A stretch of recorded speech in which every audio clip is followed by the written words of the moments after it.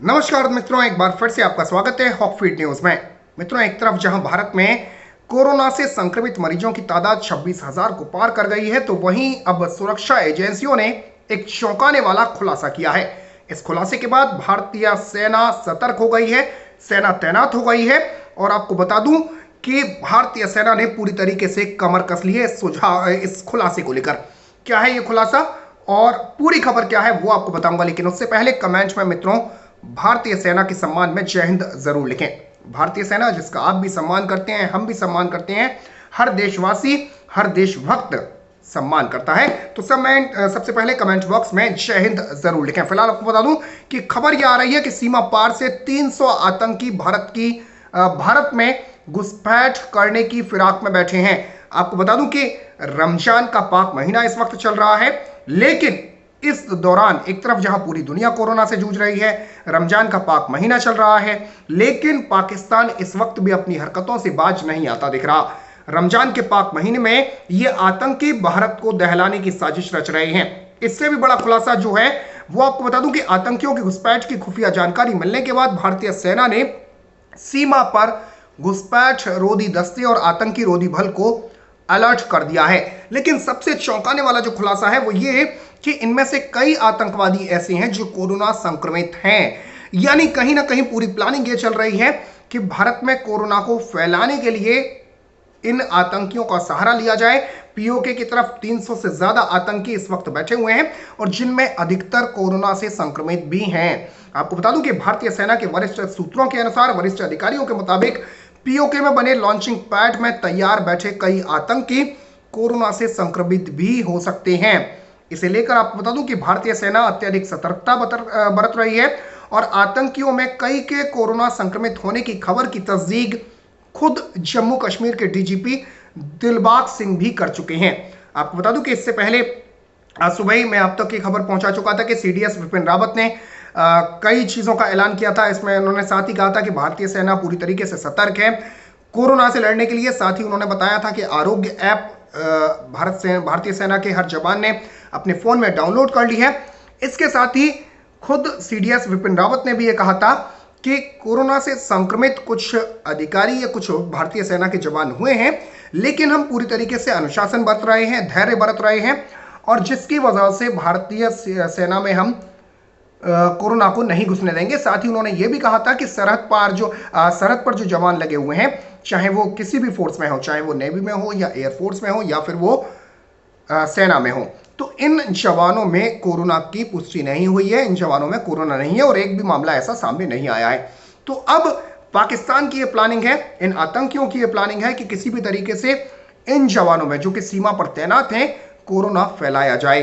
आपको बता दूं कि सेना की फील्ड इंटेलिजेंस यूनिट को मानव और तकनीकी सूचना के आधार पर, यानी गुप्तचरों से और इसके अलावा तकनीकी सूचना यानी टेक्नोलॉजी की तरफ से ये जानकारी मिली है कि सीमा पार से लश्कर तैयबा और जैश ए मोहम्मद के लगभग 300 आतंकी भारत में घुसने की फिराक देख रहे हैं, राह देख रहे हैं। हाल के दिनों में आपको बता दूं कि पाकिस्तानी सेना ने खुफिया एजेंसी आईएसआई के साथ मिलकर नौशेरा और शंब के इलाके में एलओसी के पास 16 आतंकी लॉन्च पैड्स को एक्टिवेट किया है इन प्लेट्स को, और ये आतंकी उत्तरी कश्मीर के गुलमर्ग से भारत में घुसने की फिराक में है। यह खुलासा खुद सुरक्षा एजेंसियों ने किया है। तो एक तरफ जहां पूरा देश, पूरी दुनिया जो है वो कोरोना से संक्रमण से परेशान है, पाकिस्तान में भी कोरोना संक्रमित मरीज लगातार बढ़ते जा रहे हैं। लेकिन अब बेशर्मी की हद देखिए कि पाकिस्तान को इससे मतलब नहीं है कि देश में कोरोना फैल रहा है या लोग मर रहे हैं भूख से जनता मरे, नंगी मर जाए, भूखी मर जाए, लेकिन आतंकी हरकतों में कमी नहीं आनी चाहिए। मतलब कुत्ते की दुम है, सीधा नहीं हो सकता। एक तरफ आपको बता दूं कि पाकिस्तान में लॉकडाउन जरूर है, लेकिन लॉकडाउन भी मजाक वाला लॉकडाउन है। मतलब मस्जिदों को खोलने का ऐलान कर दिया गया है, मस्जिदें खुलेंगी, तरावी की नमाज जो है वो अदा की जाएगी, शाम की नमाज अदा की जाएगी, लेकिन लॉकडाउन है। स्कूलों, दुकानों, मॉल्स ये सब बंद कर दिए गए हैं, लेकिन मस्जिदें जरूर खुलेंगी।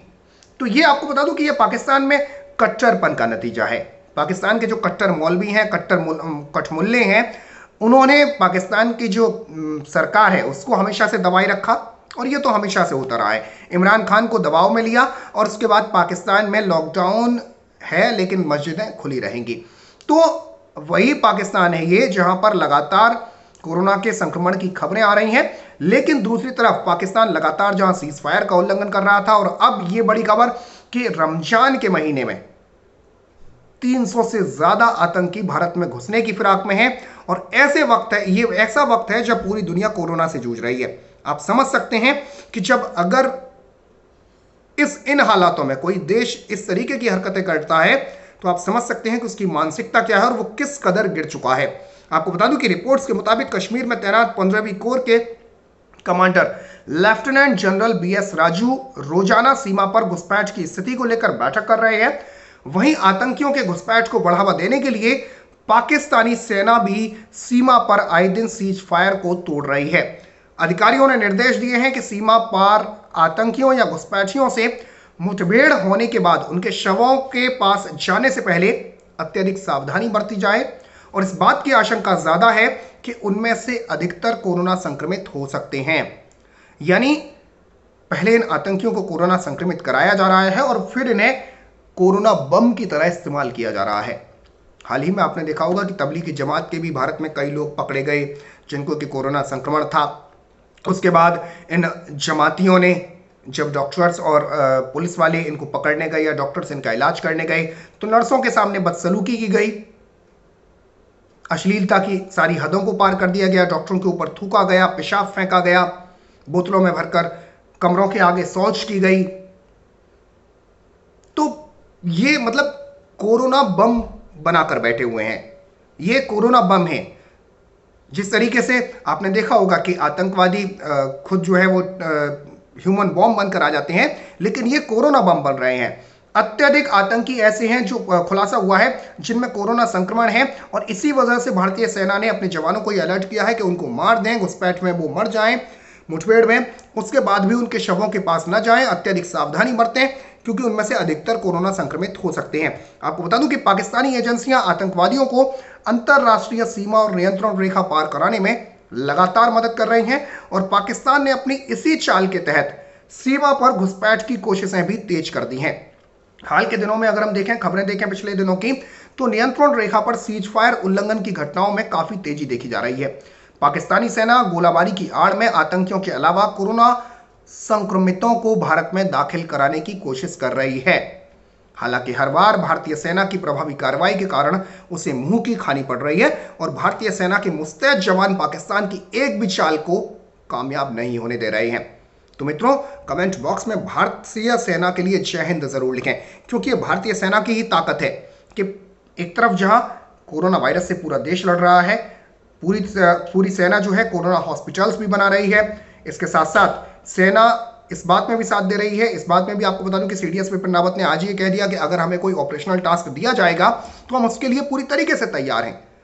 तो एक तरफ सेना जहां कोरोना से लड़ने के लिए देशवासियों का साथ दे रही है, और दूसरी तरफ इन आतंकियों से, इन जिहादियों से भी जूझ रही है सीमा पर।